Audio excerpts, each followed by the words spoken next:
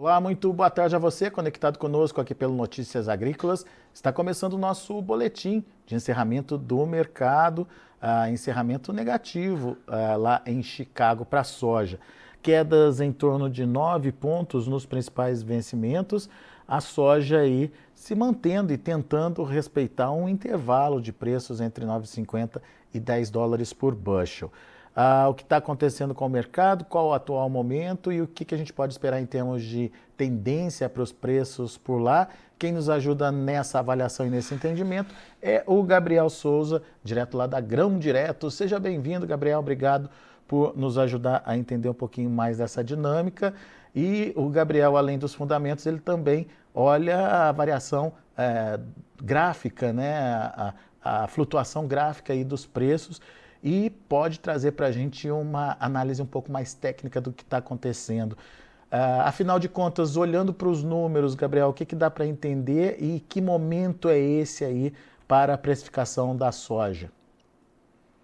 Bom, boa tarde. A gente está num momento delicado, né? Eu lembro, retomando aqui, né? Comentei lá sobre o 10,50, o 10,30. Agora a gente está num patamar um pouco mais baixo. Desde que a soja testou as mínimas ali, né? Isso são há 15 pregões atrás. Ela vem estruturando um certo range que é saudável para o mercado, né? Ele estruturar uma lateralidade ali para pelo menos tentar parar de cair. E isso vai fortalecendo essa região.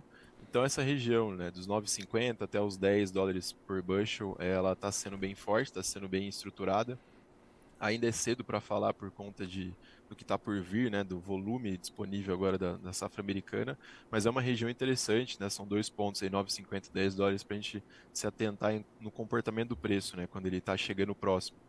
E a gente viu hoje, né, por exemplo, no dia de ontem acabou sendo um dia positivo, né, essa semana estava sendo bastante positiva, né, bastante assim, né, nas limitações do que a gente está correndo hoje, mas acabou fechando o dia com quase 1% de baixa aí, referenciando o contrato novembro.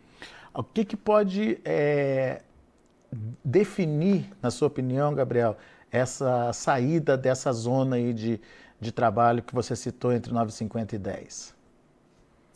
Eu acho que um ponto que trouxe, né, o preço da soja dentro desse patamar que a gente está hoje foi a questão da safra americana, o clima favorecendo bastante o andamento da safra lá, então essa expectativa de produção, né, de um super volume, uma super oferta perante ao mundo, é, veio sempre positiva. Então a gente, né, acabou vindo para esse patamar de preço. Eu acho que o clima, que foi um fator que pesou bastante, ele não vai interferir tanto a partir de agora para tirar o preço desse patamar, tanto positivamente como negativamente. Então o clima já está andando de uma condição legal, a não ser que ocorra chuvas demasiadamente ali na hora da colheita, mas acho que não tem um peso tão grande como ele teve agora no desenvolvimento. Então, eu descartaria o clima e andaria mais uma questão mais global, né, de demanda. Então, acho que a demanda, é, né, demanda por soja, principalmente aí da China, que é a maior importadora, é o que pode pesar mais para poder tirar o preço desse patamar. Mas tem essa expectativa de melhora de demanda, Gabriel? Uma curva que é complexa de analisar, né? Porque a gente vê a produção da soja, ela vem sempre crescendo no ano, e a gente vê a demanda, né? Principalmente por conta, considerando China, ela está estagnada ali desde 2017, 2018. É, a China vem, né, pontuando algumas compras bem pontualmente. Agora a gente está numa expectativa de retomada, porém essa retomada pode ser que ela comece a atuar mais no mercado americano.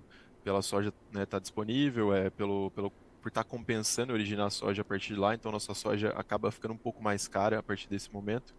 E pode ser que tire um pouco os olhos do Brasil, olhe um pouco mais para Estados Unidos, pode começar a fortalecer os preços lá, fortalecendo o preço lá, a gente reflete no nosso preço aqui, logicamente, mas aí vai estar tudo na conta do prêmio, né? Que é bem complexo também para a gente poder definir alguma coisa por hora. Tá. Vamos tomar como base esses dois extremos aí, o 9,50 e o 10. Ah, romper 9,50 não está difícil, né? Porque a gente tem aí projeções que vão além daquelas já consolidadas pelo próprio USDA, né? A gente viu na semana passada o ProFarmer trazendo números diferentes, com acréscimo, inclusive, aí, à produção divulgada pelo USDA. Uma correção do USDA e um início de colheita bom lá nos Estados Unidos, pode mudar esse cenário, Gabriel? No caso negativo, né? Essa região que a gente comenta de 9,50 é uma região super estruturada, né, tecnicamente. Se a gente for analisar lá, ela fez bastante pressão nos preços lá em 2018, 2017, anos anteriores também. Durante a pandemia, né, início de pandemia, também foi bem importante. Para tirar, né, ou romper ela agora, conforme a gente foi andando, né, faz 15 pregões que a gente está acima desse preço. A gente atingiu lá essa mínima próximo ali dos 9,50 a 15 pregões. Então, o preço vem se fortalecendo há 15 dias, basicamente, negociações acima disso. Isso vai fortalecendo o preço, de certa forma, vai gerando alguma força compradora ali em cima. E eu creio que para romper, acho que teria que ter alguns fatores para a gente levar em consideração. Precisava realmente ter um número muito grande, precisava ter uma limitação da demanda, que a gente está vendo isso por conta de China estar originando pontualmente. Pode acontecer, a gente não descarta essa possibilidade, mas o preço hoje, vamos dizer assim, nesse patamar, já é um preço complexo para o produtor americano, né? Então ele já está numa margem muito estreita. Eu acho que se isso vier a perder esse patamar, tem espaço para cair, tecnicamente falando, porém vai ser complexo, né? O produtor abrir mão, o produtor americano, que ele é bem estruturado com relação à armazenagem e tudo mais, e tem o governo, de certa forma, ajudando, influenciando, né, a agricultura é, a segurar, tentar segurar esse preço, vai ser mais difícil, mas tem espaço para cair. Porém, eu acho que a gente está num patamar interessante para começar a estruturar e ver a soja caminhando mais ou menos nesse range, até um pouco mais para cima. Pois é, e para romper lá os 10 dólares, né, que é o outro lado da moeda, digamos aí, precisaria do quê? Mais Precisa, demanda? precisa de mais demanda, precisa de algumas condições que a gente pode levar em consideração, como o clima não vai interferir muito, mas se começar a chover pontualmente em algumas regiões ali durante a colheita, pode sim acarretar em uma não diria quebra, mas uma redução nessa expectativa de produção que foi tão grande. E também posicionamento de fundos, né? Os fundos especuladores vêm aumentando posição ali de venda, uma hora eles vão ter que parar, vamos dizer assim, e sazonalmente, considerando o período que a gente está agora, é natural que o preço tenha uma pequena retomada, pelo menos. Então, tem alguns indicadores que é interessante a gente levar em consideração se aproximando desses 10 dólares. Vejo muita gente ainda apostando, né, numa queda desse mercado, perante a oferta, perante a demanda, perante a outros fatores, mas é bom ficar atento nesses dois patamares e levar em consideração fatores mais fundamentais. Muito bem. Bom, então temos aí um intervalo de preços, um intervalo que ainda deve se segurar aí até pelo menos a gente ter a confirmação do início da safra americana. Uma maior oferta dos Estados Unidos pode comprometer e romper o suporte, o suporte, né, dos Isso. preços, mas se conseguir se manter nesses patamares, e uma demanda um pouquinho mais significativa aí da China, daí sim a gente vê um mercado um pouco mais seguro e um pouco mais apto a conseguir aí deslanchar e aumentar um pouquinho aí esse patamar.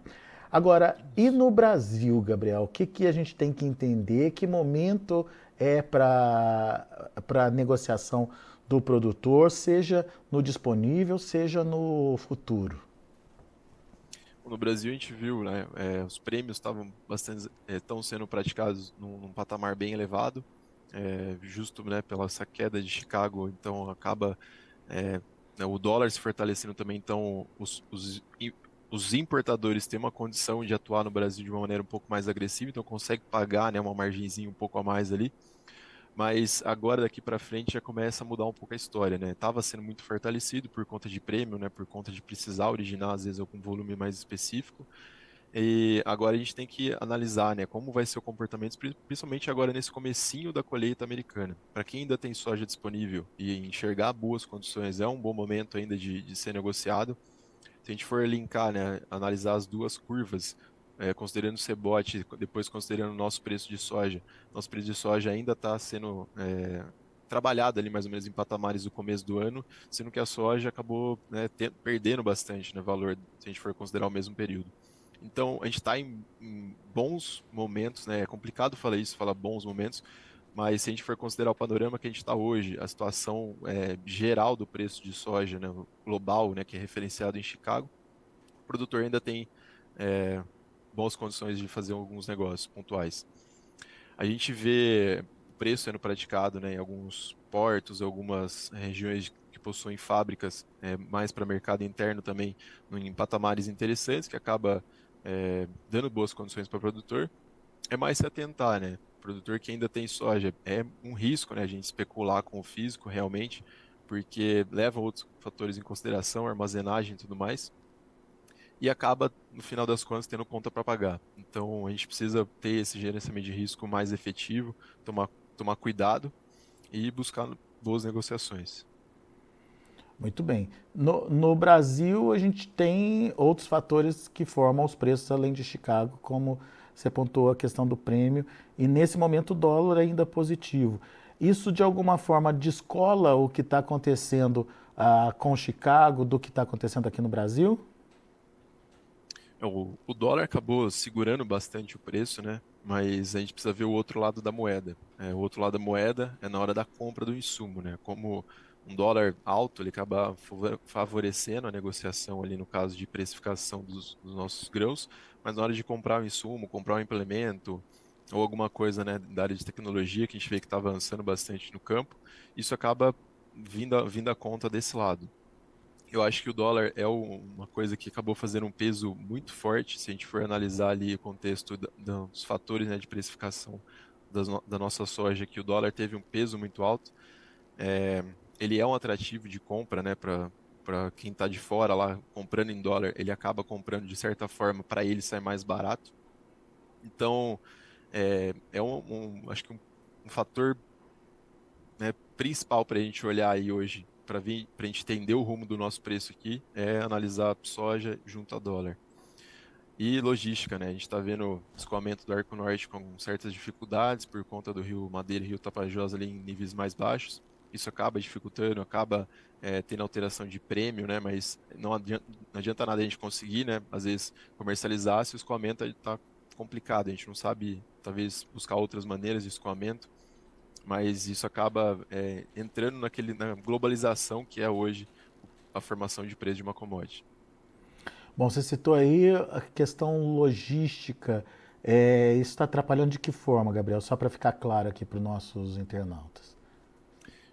Escoamento do Arco Norte, né, uma das maneiras de escoar a soja para os portos de Santarém, por exemplo, é via hidro. Então, tem algumas trades até que tem uma força muito grande através desse tipo de escoamento, e eles acabam tendo bastante dificuldade, porque com o rio no nível mais baixo, as barcaças não conseguem ter uma lotação máxima, então isso acaba elevando o custo logístico, porque eles não conseguem, né, carregar totalmente, ou até não conseguem direcionar por alguns trajetos ali, porque não tem como fluir de uma maneira tranquila. Isso Isso, acaba interferindo direto. isso impacta na alta de preços e na formação dos prêmios aí, então. Exatamente. Então isso acaba refletindo diretamente na questão de prêmios, né? Eles precisam, às vezes, pagar um pouco a mais para conseguir originar, mas eleva os custos também ali de fazer esse deslocamento. É, Então, as outras alternativas, né, que pode buscar ali via rodo, acaba encarecendo ainda mais esse produto chegando no seu destino. E isso acaba tendo todo o contexto lá de dificuldade que a gente sofre bastante no Brasil em questão logística. tem essa questão da logística, tem uma demanda interna também mais ativa agora, né, Gabriel? A gente vê algumas movimentações, né, mais recentes de demanda interna, então é um outro fator, né? A demanda interna ela é mais simples, né, de certa forma, porque o destino final basicamente está aqui. Aí entra em questão, se for considerar a logística, apenas as logísticas mais rodoviárias. Então a gente está vendo, né, alguns players atuando de uma maneira mais expressiva para o mercado interno, e isso acaba gerando oportunidade para o produtor. Muito bem. Então, ficar atento a essas oportunidades, então, é a sua dica aí para o produtor que está ouvindo a gente. Exato, a gente está né, a gente precisa fazer essas continhas, né, a gente olhar como é que está o panorama global, né, listando Chicago, olhar também questão de dólar e olhar o preço da nossa soja, né. No aplicativo, inclusive, da Grão Direto ou no site, você consegue lá por preço por cidade, entrar na sua cidade, ver lá a curva como é que tá, olhar o patamar como é que estava no começo do ano, como é que está agora, às vezes consegue enxergar, extrair alguma informação interessante ali para uma tomada de decisão. Muito bem. E o aplicativo é só procurar nas lojas virtuais, é isso? Isso pode ser Apple Store, do iPhone também, na Apple Store do iPhone, no Android também. Você só colocar lá Grão Direto, vai ser o Gzinho da Grão com uma florzinha, com uma folhinha em cima. Só entrar lá, baixar esse aplicativo, fazer o cadastro e pode ter acesso a diversas informações lá. Legal. Muito bom. Gabriel Souza, obrigado, meu amigo, mais uma vez por estar aqui com a gente, nos ajudando a entender um pouquinho mais dessa dinâmica de precificação aí da soja e principalmente analisando graficamente com a gente aqui como é que a soja pode trabalhar e quais são os gargalos aí para rompimento desses extremos do gráfico, né? Hoje 9,50 e Entre como é que chama? 9,50 e 10, né? O 9,50 no suporte e os 10 na resistência aí, então vamos ficar atento Exato. aí a essa tendência. Obrigado, viu, Gabriel? Volte sempre. Obrigado, eu agradeço pelo espaço e um bom resto de semana para todos aí. Valeu. Tá aí Gabriel Souza, Grão Direto aqui com a gente, trazendo as informações do mercado da soja, principalmente nesse momento que o mercado está fazendo um sobe e desce aí, mas está respeitando o intervalo entre 9,50 e 10 dólares por bushel. Gabriel acredita que deve continuar assim, pelo menos até o início da colheita lá nos Estados Unidos, quando efetivamente a gente pode ter uma confirmação, uma comprovação aí, ou de uma safra maior do que está sendo projetada, ou o contrário, né, se isso não se consolida. Do outro lado, a demanda chinesa, até que ponto a demanda chinesa pode arrastar esses preços mais para cima dos 10 dólares por bushel, enfim, são os dois extremos que a gente precisa analisar. Mas por enquanto, a tendência lá de Chicago é ficar nesse intervalo aí entre 9,50 e 10 dólares por bushel. Vamos aos preços, vamos ver como estão encerrando as negociações lá na Bolsa de Chicago. De olho na tela, você acompanha comigo. Setembro, 9 dólares e 58 centos por bushel, perdeu 9 pontos a soja hoje. Novembro, 9 dólares e 77 centos por bushel, queda de 9,5. Janeiro, 9 dólares e 44 centos por bushel, perdeu 9 pontos. O março de 2025 também, 10 dólares e 9 centos por bushel, queda de 8 pontos. Uma oscilação negativa entre 8 e 9 pontos aí na soja em Chicago. Vamos ver o milho. Milho também encerrando no vermelho, quedas um pouco menores, de 1 a 2 pontos. Setembro, 3 dólares e 65 centos por bushel, queda de 2 pontinhos. Dezembro, 3 dólares e 90 centos por bushel, perdendo 2 pontos. Março, 4,9, queda de 1 ponto mais 75. E o maio, 4,20, queda de 1 ponto e meio. E para finalizar, a gente tem o trigo. Trigo que, na contramão aí da soja e do milho, acabou fechando de forma positiva. Setembro, 5 dólares e 14 centos por bushel, 6 de alta. Mesma alta para dezembro, que fechou a 5 dólares e 41 centos por bushel. O março, 5,62, alta de 6 pontos mais 75. E o maio, 5 dólares e 74 centos por bushel, subindo 7 pontos. São os números do mercado de grãos lá na Bolsa de Chicago. A gente vai ficando por aqui, agradeço a sua atenção e audiência. Notícias agrícolas, informação agro relevante e conectada.